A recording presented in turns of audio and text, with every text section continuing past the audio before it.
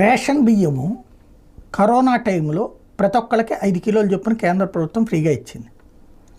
దాన్ని వచ్చే తర్వాత కొనసాగిస్తూ వచ్చింది. ఇప్పుడు ఎక్కడ 2028 డిసెంబర్ దాకా ఇస్తానంది ఉచిత బియ్యం, రేషన్ బియ్యం కాకుండా. ఇవి కూడా రేషన్ షాపుల దాకా. దీని మీద సుప్రీంకోర్టు ఆగ్రహం వ్యక్తం చేసింది. కోవిడ్ మహమ్మారి సమయం నుంచి వలస కార్మికులకు ఉచితంగా రేషన్ పంపిణీ చేస్తున్న మీద సుప్రీంకోర్టు విస్మయం వ్యక్తం చేసింది. ఉచితాలు ఇంకా ఎంతకాలం ఇస్తారంటూ ప్రభుత్వాన్ని ప్రశ్నించింది.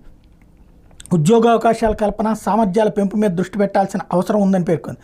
జాతీయ ఆహార భద్రతా చట్టం కింద 81 కోట్ల మందికి ఉచిత ఆర్ సబ్సిడీ రేషన్ అందజేస్తున్నట్టు కేంద్ర ప్రభుత్వం చెప్తే, దీని అర్థం పన్ను చెల్లింపుదారులను మాత్రమే మినహాయించారని జస్టిస్ సూర్యకాంత్, జస్టిస్ మన్మోహన్ల ధర్మాసనం వ్యాఖ్యానించింది. 2020లో కోవిడ్ మహమ్మారి సమయంలో వలస కార్మికులు ఎదుర్కొన్న అవస్థల మీద సుమోటోగా దాఖలైన పిటిషన్ మీద ఎన్జీఓ తరపున ప్రశాంత్ భూషణ్లు వాదనపిస్తూ ఈ శ్రమ్ పోర్టల్ నమోదైన వలస కార్మికులందరికీ ఉచితంగా రేషన్